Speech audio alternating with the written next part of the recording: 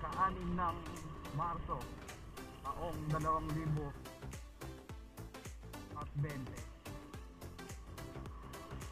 So pag-uusapan natin ngayon is yung advantage at disadvantage ng malaking gulong.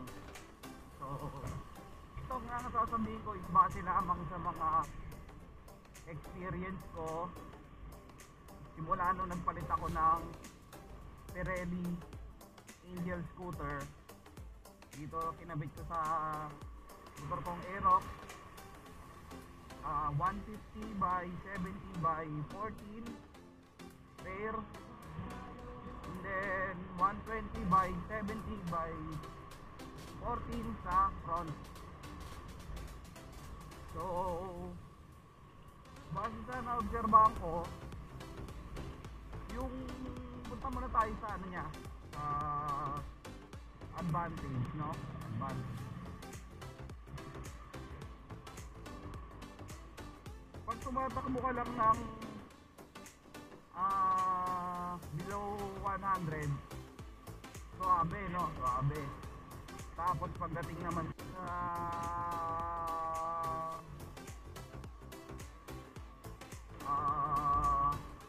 kurbada, banking, napakaswabe niya. Siyempre pag may angkat ka. Tapos sa mga lubak, mga sudden na lubak, hindi mo siya mararamdaman, lalo na pag medyo malaki. Hindi mo siya ganong karamdam. Tapos pag may angkas ka, siyempre yung mga hams na mga hindi mo napapansin, nangyari, yun yung mga advantage niya. Tapos ano pa ba, yun, makapit talaga yung Angel scooter, sobra.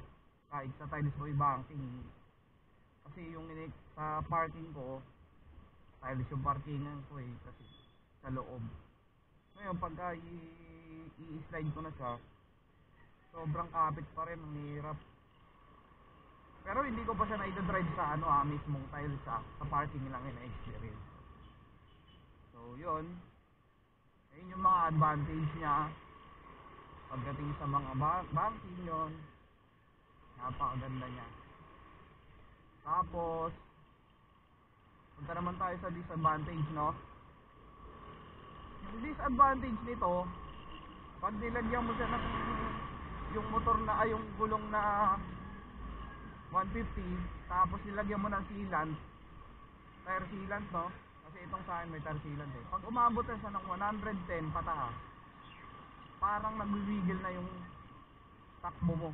Nakakatakot ng patakboy ng mabilis kasi nagwigil talaga, nagkakaroon ng wiggle. Tapos syempre hindi na ganun ka aggressive yung motor mo kasi malaki yung gulong mo, mabigat. So babawasan yung takbo niya. Dati nag-aabot ako ng mga 116, 118, ganyan. Ang ngayon hanggang 110 na lang kasi hindi ko na mapaabot ng ganun, nagwigil na siya pag umangat ng 110. Nakakatakot. Tapos disadvantage, ano pa bang disadvantage niya nararamdaman ko? So far ayun pa lang nararamdaman ko disadvantage.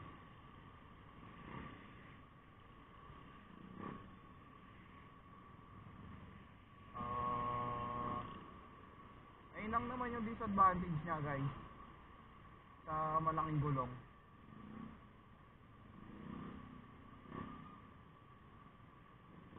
So ito, traffic na naman sa C5.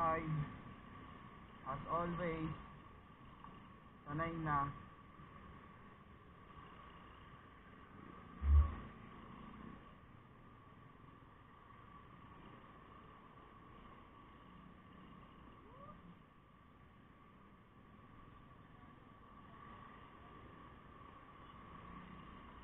So kumpara sa akin, marami pa rin yung advantage niya kaysa sa disadvantage, no? Pero ang masasabi ko, advisable ko talaga is mas better talaga yung stock tire. Yung stock size pala, sorry. Yung stock size ng Aerox. Kasi nandun yung ano eh, nandun yung speed, nandun lahat. Pagka stock size, okay din i-banking. So, perfect talaga yun. Design ng Yamaha. Sundin natin na pagdating sa mga ganon. No?